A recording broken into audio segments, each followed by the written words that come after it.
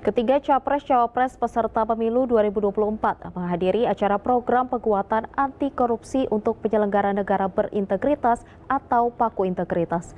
Dalam acara ini, para pasangan calon menyampaikan komitmen mereka dalam pemberantasan korupsi sekaligus menandatangani Fakta Integritas.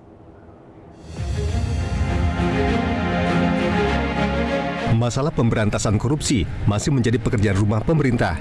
Praktik korupsi yang hampir terjadi di setiap lini kementerian dan lembaga menimbulkan krisis kepercayaan masyarakat terhadap pemberantasan korupsi. Sementara untuk mengatasi masalah ini, Komisi Pemberantasan Korupsi KPK menggelar program penguatan anti korupsi untuk penyelenggara negara berintegritas atau PAKU Integritas.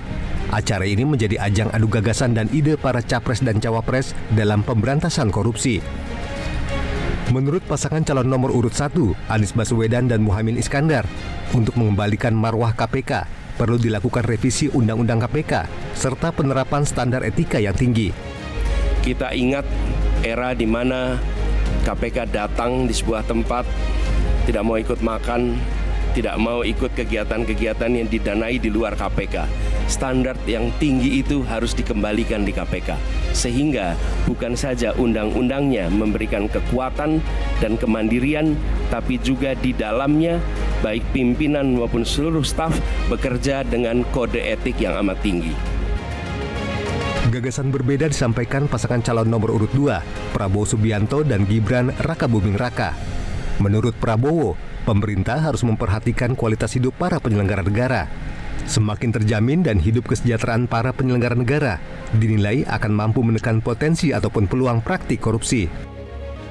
Kita harus dengan secara realistis mengatur kualitas hidup semua pengambil keputusan yang mengendalikan roda pemerintahan, terutama yang memegang anggaran besar. Kualitas hidupnya ini harus dijamin dan diperbaiki. Pejabat-pejabat yang memegang anggaran besar, kualitas hidupnya dan penghasilannya harus sesuai. Sekarang direksi perusahaan swasta, bahkan perusahaan BUMN, gajinya jauh lebih besar dari Panglima TNI, dari dirjen-dirjen, dari menteri-menteri yang memegang anggaran negara yang triliunan.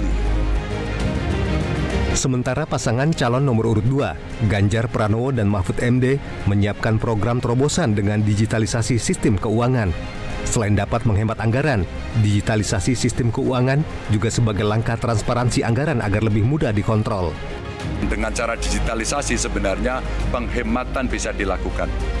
Transaksi tunai itu sulit untuk dilacak, maka mesti ada pembatasan.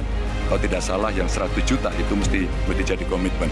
E-budgeting, e-planning untuk transparansi dalam birokrasi menjadi sebuah kewajiban. Dan tentu saja transparansi anggaran, transaksi yang jelas asal-usulnya, serta anggaran yang benar-benar harus sampai pelaksana mesti dikontrol dari pemimpin tertinggi. PAKU Integritas merupakan kegiatan rutin KPK yang telah dilakukan sejak 2021. Dalam kegiatan ini, tiap capres diberikan bekal dan penguatan integritas dalam pemberantasan korupsi. Dengan adanya PAKU Integritas, calon pemimpin diharapkan memiliki komitmen dan tegas dalam mencegah serta memberantas korupsi. Sebastian Dimas, JPM TV, Jakarta.